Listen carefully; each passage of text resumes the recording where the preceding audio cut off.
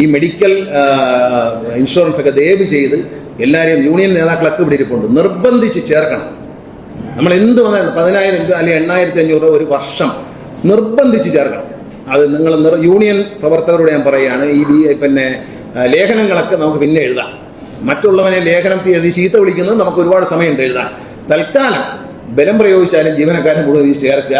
നമുക്ക് കുറ്റം പറയാനും ചീത്ത വിളിക്കാനും കൊഞ്ഞനം കുത്താനും ഏത് അലവലാതിക്കും പറ്റും.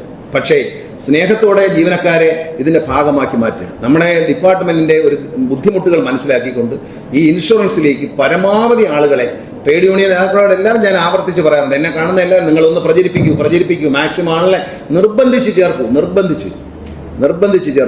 അതിനുവേണ്ടി ശ്രമിക്കണം. അതാണ് ഒരു ട്രേഡ് യൂണിയന് ഇന്ന് KSRTC ജീവനക്കാരോട് ചെയ്യാനുള്ളത്. സമരം ചെയ്യിക്കാൻ ആർക്കും പറ്റും, വേണമെങ്കിൽ നാളെ സമരം എന്ന് പറഞ്ഞ് വിളിച്ചുകൊണ്ട് പോകാം. പക്ഷേ ഇനിയും വലിയ ആളെ കിട്ടുമെന്ന് എനിക്ക് തോന്നുന്നില്ല. നമ്മളെ ശമ്പളം കളഞ്ഞൊന്നും നമ്മൾ സമരത്തിന് പോകുമെന്ന് എനിക്ക് തോന്നുന്നില്ല. നാശനഷ്ടങ്ങൾ വരുത്തിയവർ പലരും വെളിയിലും പോയി. 8 വണ്ടികൾ നശിപ്പിച്ച ആളുകൾ പുറത്തു പോയി. അവരെ തിരിച്ചെടുക്കണം എന്നുള്ള ആവശ്യമൊന്നും ഞാനിരിക്കുമ്പോൾ അംഗീകരിക്കില്ല എന്ന് തുറന്നെന്ന് പറയണം. അത് നടക്കില്ല, ആ പണിയൊന്നും നടക്കത്തില്ല. അത് വണ്ടി നശിപ്പിക്കുക, KSRTC നമ്മളിരിക്കുന്ന കൊമ്പ് മുറിക്കുകയും നമ്മൾ മലനിടത്ത് തുപ്പുകയും ചെയ്യുന്ന ആളുകളായി മാറരുത്. നല്ല രീതിയിൽ മുന്നോട്ട് കൊണ്ടുപോകണം. എല്ലാ ട്രേഡ് യൂണിയൻ നേതാക്കളും എന്നോട് നന്നായി സഹകരിക്കുന്നുണ്ട്. അവരോട് എനിക്ക് വളരെ ഇഷ്ടമാണ്, സ്നേഹമാണ്.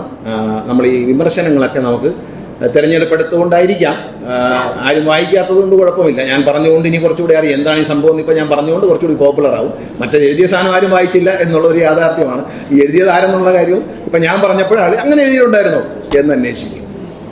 ആനവണ്ടി.com ഒക്കെ അവസാനിച്ചു എന്ന് മുമ്പുള്ള ആളുകൾ മനസ്സിലാക്കിയാൽ നല്ലത്. ഇപ്പോൾ എല്ലാം സാധാരണ മാധ്യമങ്ങളേ ഉള്ളൂ.